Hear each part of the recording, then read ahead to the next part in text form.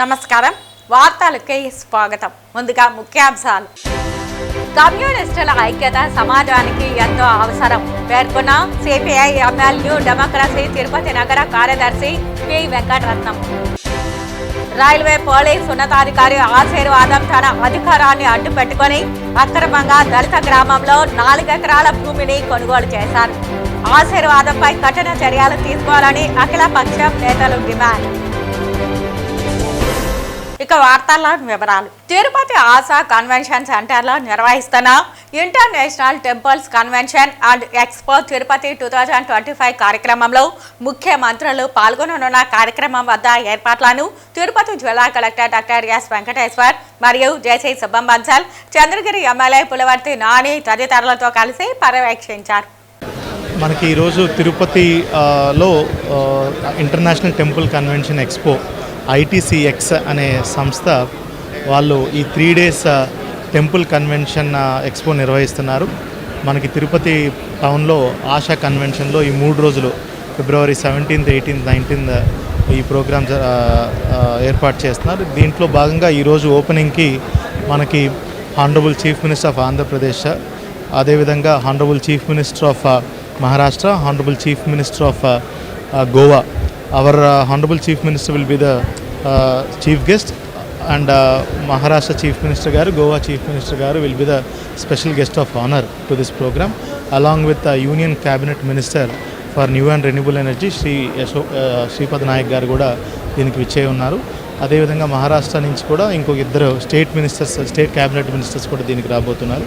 ఈ ప్రోగ్రామ్కి మన టీటీడీ చైర్మన్ గారితో పాటు దేశ నలుమూల నుంచి టెంపుల్స్ నుంచి స్పిరిచువల్ లీడర్స్, అదేవిధంగా ధర్మకర్తలు, మిగతా టెంపుల్ అడ్మినిస్ట్రేటర్స్ కూడా ఈ కన్వెన్షన్కి రాబోతున్నారు. ఈ 3 days కూడా వేరే ప్యానల్ డిస్కషన్స్, సెమినార్స్, ప్రోగ్రామ్స్ కూడా ఇక్కడ 3 రోజులు ఏర్పాటు చేసుకోబోతున్నారు. ఈరోజు మధ్యాహ్నం 4 గంటల నుంచి 6 గంటల వరకు ఈరోజు ప్రోగ్రాంలో మన ఈ ప్రోగ్రామ్కి చీఫ్ గెస్ట్ అయినటువంటి మన హానరబుల్ చీఫ్ మినిస్టర్ గారితో పాటు union cabinet minister and honourable chief minister of Goa and Maharashtra ఈరోజు ఓపెనింగ్ కార్యక్రమంలో పార్టిసిపేట్ చేయబోతున్నారు. దేశంలో వామపక్ష పార్టీల పునరేకీకరణ ఎంతో అవసరమని, ఈ దేశానికి సమాజానికి మేలు జరుగుతుందని CPI ML new democracy Tirupati నగర కార్యదర్శి పి వెంకటరత్నం చెప్పారు. ఈ నెల 23వ తేదీన విజయవాడలోని ఎంబీ భవన్ ఆడిటోరియంలో 2 సిపిఐ న్యూ డెమోక్రసీ పార్టీల విలీన సభ జరగనుంది. ఈ సందర్భంగా కార్యక్రమ గోడ పత్రికలను తిరుపతి నారాయణపురంలోని IFTU కార్యాలయంలో ఆవిష్కరించారు. ఈ సందర్భంగా ఆయన మాట్లాడుతూ, జాతీయంగా అంతర్జాతీయంగా కమ్యూనిస్టులు పీడిత ప్రజల కోసం నిస్వార్థంగా పనిచేస్తున్నారని అన్నారు. కమ్యూనిస్టు ఉద్యమంలో సూత్రబద్ధ చీలికలతో పాటు సూత్రరహిత చీలికలు కూడా జరిగాయని తెలిపారు. విప్లవోద్యమం బలహీనపడడానికి ఈ అవాంఛనీయ చీలికలు ఒక కారణంగా కనిపిస్తోందన్నారు. వర్తమాన జాతీయ అంతర్జాతీయ పరిస్థితులు సంక్లిష్టంగా మారిన నేపథ్యంలో విప్లవ సంస్థల మధ్య చీలికలను పాలక వర్గాలు అనుకూలంగా మార్చుకునే అవకాశం ఉందన్నారు. దోపిడీ వర్గ శక్తుల మధ్య ఐక్యత, పీడిత వర్గ శక్తుల మధ్య చౌలికలు సరికాదన్నారు. మార్క్సిజం, లెనినిజం, మావో ఆలోచన విధానం వెలుగులు భారతదేశంలో నూతన ప్రజాస్వామ్యక విప్లవ సాధనకై సాగే మార్గంలో 2 సిపిఐ న్యూ డెమోక్రసీ పార్టీల విలీనం ఒక మైలురాయిగా నిలుస్తోందని ఆయన చెప్పారు. ఈ నెల 23వ తేదీన జరిగే ఈ కార్యక్రమానికి రాష్ట్ర వ్యాప్తంగా విప్లవ శ్రేణులతో పాటు అభిమానులు, ప్రజాస్వామికవాదులు కూడా హాజరు కావాలని ఆయన పిలుపునిచ్చారు. ఈ కార్యక్రమంలో IFTU నాయకులు లోకేష్, కుడు విజయ్ కుమార్, మోహన్, PDSU నాయకుడు ధనశేఖర్, ఏపీ ప్రగతిశీల మహిళా సంఘం నాయకురాలు అరుణ, లక్ష్మి తదితరులు పాల్గొన్నారు.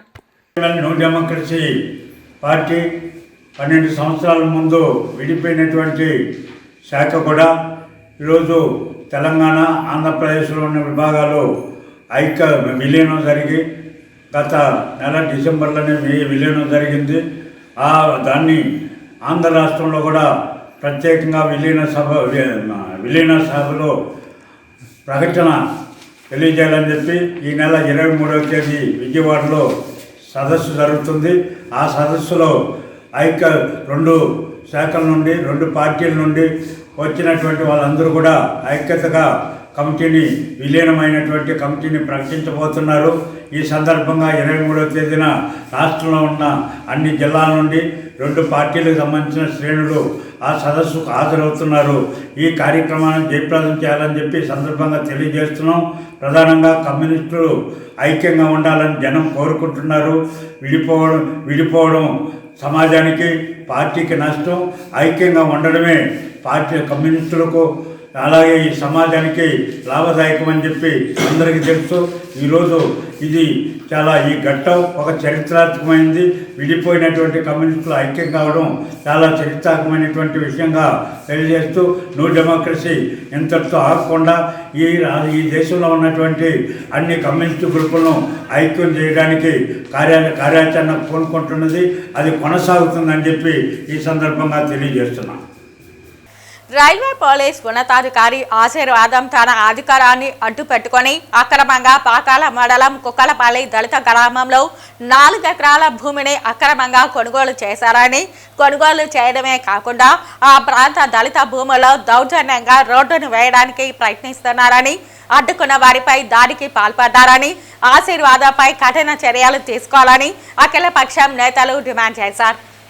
తిరుపతి జిల్లా చంద్రగిరి నియోజకవర్గం పాకాల మండలం కుక్కలపల్లి దళిత గ్రామాన్ని సోమవారం ఉదయం రిటైర్డ్ జిల్లా జడ్జి గుర్రప్ప నేతృత్వంలో సిపిఐ జిల్లా కార్యదర్శి పి మురళి, సిపిఎం జిల్లా కార్యదర్శి వర్గ సభ్యులు కన్నారపు మురళి, రిపబ్లికన్ పార్టీ దక్షిణ భారత అధ్యక్షులు పి అంజయ్య, బహుజన సమాజ్ పార్టీ నాయకులు గ్రామాన్ని సందర్శించారు. ఈ సందర్భంగా నేతలు మాట్లాడుతూ ఆశీర్వాదం తన కుటుంబ సభ్యులు కొంతమంది రౌడీలతో కలిసి దౌర్జన్యంగా ఇక్కడి దళితులను బెదిరిస్తున్నారని, తమ సొంత ఖర్చుతో దళితులు నిర్మాణం చేసుకున్న కాంపౌండ్ను పగలగొట్టారని ఆరోపించారు. రైల్వేలో ఉన్నత స్థాయి అధికారిగా ఉంటున్న ఆశీర్వాదం డీకేటీ భూములను కొనుగోలు చేయడం ఏంటని ప్రశ్నించారు.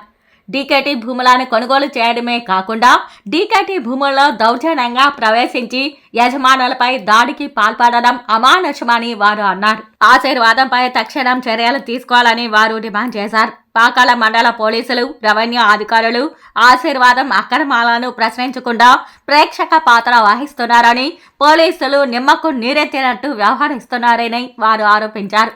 ఆశీర్వాదంపై తక్షణం చర్యలు తీసుకోవాలని, ఆయన కొనుగోలు చేసిన భూమిని ప్రభుత్వం స్వాధీనం చేసుకుని పేదలకు పంపిణీ చేయాలని కోరారు. ఈ పాకాల మండలంలో ఉన్నటువంటి పోలీసులకు ఎందుకు కనపడలేదు, రెవెన్యూ వాళ్ళకి ఎందుకు కనపడలేదు మాకు అర్థం కావడం లేదు. అందుకని మేము అనుకుంటున్నది ఏమంటే, ఈ ఆశీర్వాదం అని ఆయన ఇక్కడ పోలీసుల్ని, ఇక్కడ రెవెన్యూ వాళ్ళని, ఈ జిల్లా కలెక్టర్ని, ఎస్పీని అంత ఇన్ఫ్లుయెన్స్ చేయగలిగినటువంటి బలమైనటువంటి వాడా అని మేము చూద్దామని చెప్పి వచ్చాం. ఇక్కడ చూస్తే 100కి 100 పాళ్ళు ఆశీర్వాదం గారు అన్ని రకాల అక్రమాలకు పాల్పడినట్టుగా స్పష్టమవుతుంది. తక్షణం ఆయన అరెస్ట్ చేయాలని చెప్పి సిపిఎం పార్టీ తరఫున మేము డిమాండ్ చేస్తాను. ఆయన ఏదైతే ఇక్కడ అక్రమంగా కొనుగోలు చేస్తున్నాడో ఆ భూమిని స్వాధీనం చేసుకుని పేదలకు అప్పచెప్పాలని చెప్పి మేము డిమాండ్ చేస్తాను. ఇది తక్షణం జరగకపోతే ఇక్కడ ఉన్నటువంటి పాకాల మండలం ఉన్నటువంటి రెవెన్యూ పోలీసు యంత్రాంగం మీద, అదే మాదిరి ఆయనకు కొమ్ముగా వస్తున్నటువంటి అందరి మీద చర్యలు తీసుకోవాలని చెప్పి కలెక్టర్ కార్యాలయం దగ్గర ధర్నా పెట్టే కార్యక్రమాన్ని చేస్తాం. ఈ విషయంలో ఎస్పీ గారు, రైల్వే ఉన్నతాధికారులు, కలెక్టర్ గారు తక్షణం స్పందించి ఇక్కడ ఉన్నటువంటి గ్రామస్తుల న్యాయమైనటువంటి సమస్య పరిష్కారానికి తోడ్పడాలని సిపిఎం పార్టీ తరఫున నేను విజ్ఞప్తి చేస్తున్నాను. వారిపైన క్రిమినల్ కేసులు పెట్టాల.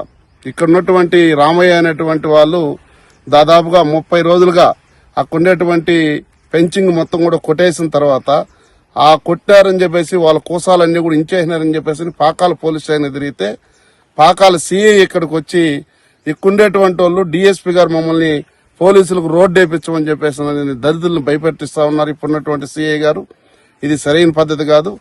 ఇది కమ్యూనిస్టులుగా సిపిఐ, సిపిఎం, ఆర్పిఐ ఇతర సంఘాలన్నీ కూడా కలిసి ఎస్పీ గారిని, కలెక్టర్ గారిని అందరిని కూడా కలిసి దళితులకు న్యాయం చేసేంత వరకు ఈ పోరాటం చేస్తాం. చుట్టుపక్కల దళితులంతా ఐకమత్యం చేస్తాం.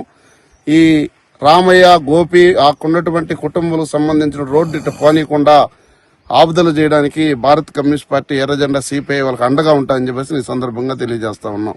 తిరుపతి జిల్లా పాకాల మండలం దామల చెరువు సమీపంలోని కుక్కలపల్లి గ్రామంలో మన రామయ్య వాళ్ళ యొక్క పొలాల్ని, అదేవిధంగా ప్రీవియస్గా ఇక్కడ పనిచేసినటువంటి సిఐ ఆశీర్వాదం గారి పొలాలను కూడా చూడడం జరిగింది.